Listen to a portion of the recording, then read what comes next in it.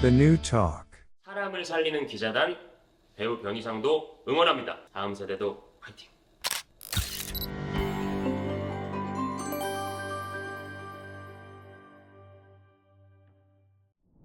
오디션을 보게 돼서 데뷔를 엉겁게 하게 됐는데 정말 아무것도 모르겠는 거예요.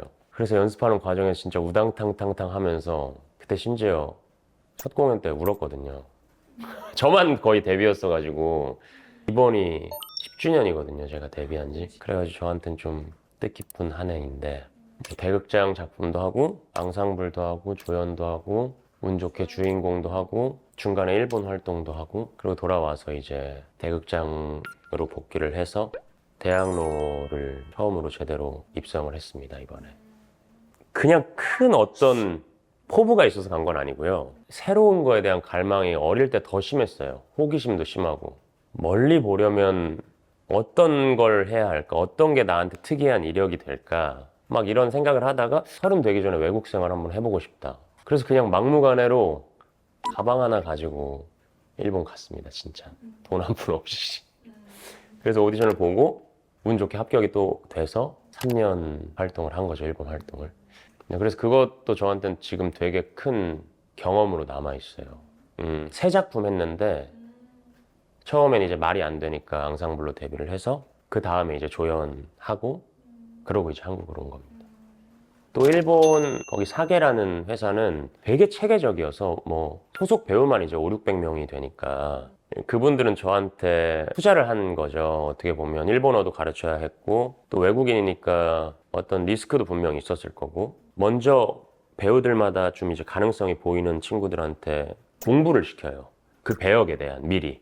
넌 이런 배역들이 어울리니까 이런 걸 좀 준비를 해라.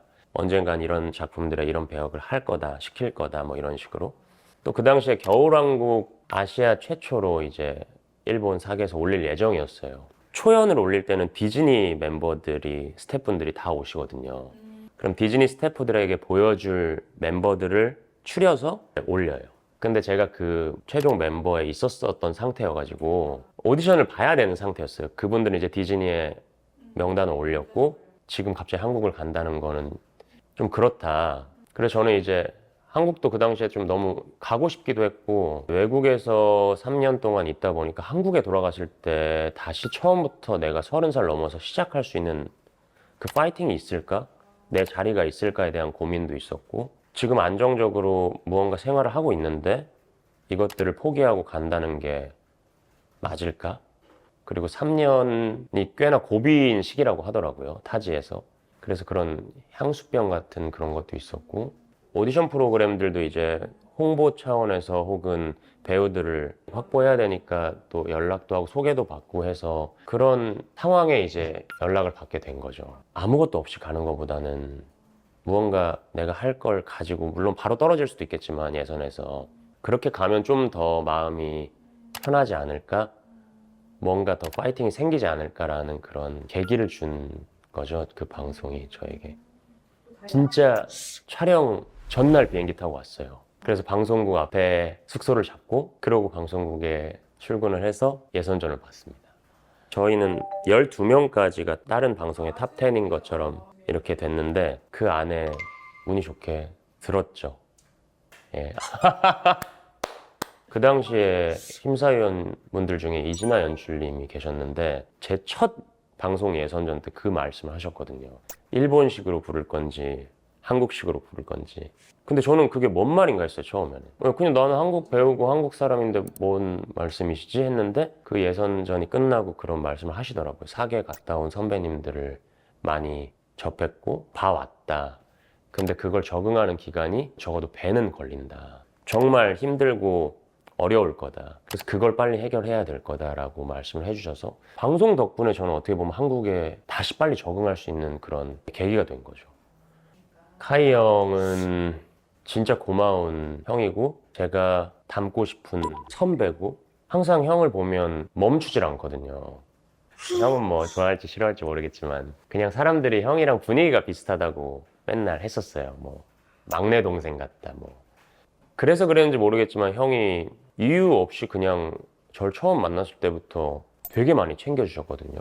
그러다가 이제 형은 제가 잘 됐으면 좋겠다라는 마음이 항상 있으셔서 희상이는 더 많이 더 빨리 도약할 수 있는데 어떤 게 있을까 하고 항상 같이 고민을 해주셨어요. 그때 이제 형이 일본에 이렇게 큰 극단이 있다, 거기 한번 지원해보면 어떻겠냐, 거기 일본에 가야 되는 거면 내가 비행기 값 주겠다, 이렇게 하고 있던 거죠.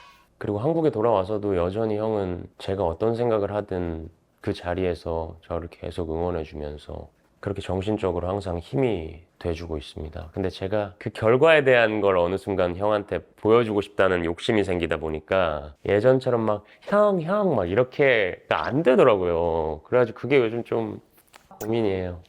아, 트레이스요. 그게 되게 유명한 작품이었거든요, 대학로에서는. 그래서 10주년 제안이 처음에 들어와서 미팅을 하고 그런 오디션 같은 과정을 봤을 때 첫 번째 걱정은 제가 해낼 수 있을까였던 것 같아요. 2인극도 처음이고 락 장르도 처음이었어요. 그거에 대한 압박감이 제일 컸던 것 같아요. 해낼 수 있을까? 근데 그럴 때마다 박정환 음악 감독님, 김달중 연출님이 처음엔 다 그래요. 할 수 있으니까 뽑았어요. 첫 곡을 불렀는데 완창을 못했어요. 최소한 15곡, 20곡은 불러야 되거든요. 그래서 이렇게 풀이 죽어 있었는데 음악 감독님이 계속 저를 음악적으로 응원해 주시고 기다려 주시고 그래서 해냈던 것 같아요. 트레이시는 특이하게 한 페어만 팀을 정해가지고 끝까지 가는 그런 시스템이기 때문에 저는 장지우라는 배우랑 같은 페어였는데 지우도 항상 저를 배려해주고 제가 어떤 걸 연습 기간에 해도 다 받아주고 그랬기 때문에 첫 무대가 연습 시작한 그 걱정만큼 긴장되지 않았던 것 같아요.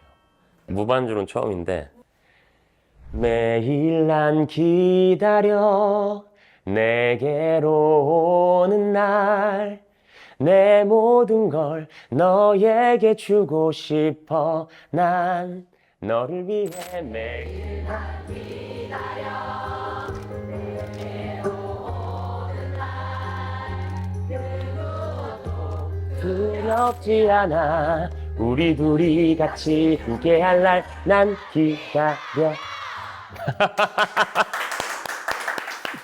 봉사활동은 지인분 통해서 봉사팀이 있는데 뮤지컬 전공을 했다니까 혹시 노래라도 불러줄 수 있으면 좀 힘이 될 것 같다. 사실 봉사에 대한 개념으로 뭔가를 간 게 아니라 부탁을 받아서 사실 되게 이른 시간이었어요. 근데 이른 시간에 노래를 해야 된다는 어떤 그런 압박감도 있었지만 부탁이니까 그냥 나가봐야지 하고 나갔는데 저희 직업은 좀 더 평가받는 직업이잖아요. 예를 들어 늘 오디션을 봐야 되고 또 무대에 올라갔을 때도 관객들한테 무언가를 좀 보여줘야 되고 그래서 항상 압박감이 있고 좀 부담이 있거든요. 근데 그 봉사활동을 가서 노래를 하는데 그냥 저를 되게 뭐 평가니 뭐니 그런 걸 다 떠나서 그냥 저를 온전하게 제 모습을 보면서 되게 기뻐해 주시더라고요.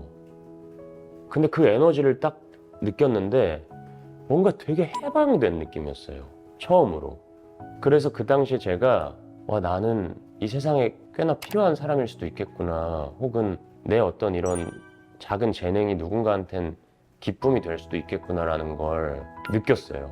그래서 그때 이후로 그냥 계속 정기적으로 참여하고 싶다고 해서 그 봉사팀에 꽤나 오래 있었고 그때부터 그냥 그렇게 됐던 것 같아요. 봉사라는 게 어릴 때부터 이미 하고 싶다는 게 생겼다는 것 자체가 엄청 축복이라고 생각하거든요. 저는 하고 싶은 게 없었어요. 그리고 제가 꿈에 대한 강의를 나간 지도 이제 꽤나 됐는데 근데 요즘도 비슷하더라고요. 생각보다 그 강의를 나가서 꿈이 있는 친구들에 대해서 조사를 해보면 물론 부끄러워서 손을 안 댄 친구들도 분명히 있겠지만 그냥 저는 꿈이 별게 없다고 생각하거든요. 좋아하는 걸 즐겁게 하다가 그게 질릴 수도 있고 또 어떤 벽에 부딪혀서 잠깐 멈출 수도 있고 근데 다만 그 꿈을 찾았다는 것 자체가 그리고 재밌는 게 지금 이 순간에 내가 있다는 것 자체가 되게 행복하고 소중한 일인 것 같아요. 그 마음을 조금씩 더 감사해하면서 키워나가면 그게 꿈이 되는 거고 어느 순간 제가 그걸 직업으로 갖게 되는 것 같아요. 어떤 직업이든 되게 사소한 것도 미래에 해내야 되는 어떤 거창한 미션이라고 생각하지 말고 그냥 그걸 계속 즐겼으면 좋겠어요.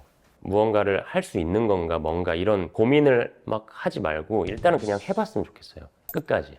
그러다가 만약에 아니었어도 그렇게 하고 다른 꿈을 찾아도 저보다 훨씬 빠른 거예요.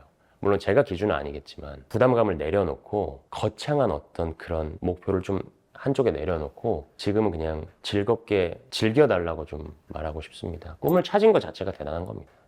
제 중심을 잡아준 은사님은 박준식 선생님, 제 음악 선생님인데요. 제가 뮤지컬 무대에서 노래를 할 수 있게 제 노래를 만들어주신 분이고, 그리고 제가 포기하고 싶었던 순간들에 항상 든든한 지원군이 되셨던 제 은사님 꼭 말씀드리고 싶고, 사실 트레이스라는 작품이 저한테 가장 큰 도전이기도 했고, 지금 제가 이렇게 파이팅 있게 일을 할 수 있게 만들어준 작품이기도 하고, 또 트레이스는 좀 특이하게 그 캐릭터가 변이상으로부터 시작해도 큰 문제가 없는 작품이었거든요. 제 모습이 좀 더 무대 위에서 많이 나온 작품이었어요.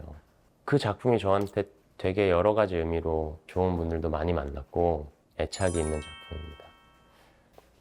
더 뉴톡 시청자분들, 애청자분들, 뮤지컬 배우 변희상이었고요. 앞으로 무대 위에서 더 선한 영향력과 에너지 그리고 반짝반짝 거릴 수 있는 배우가 되겠습니다. 많이 지켜봐 주시고 더 뉴톡도 많이 사랑해 주시고 구독과 좋아요 눌러주세요. 감사합니다. The New Talk.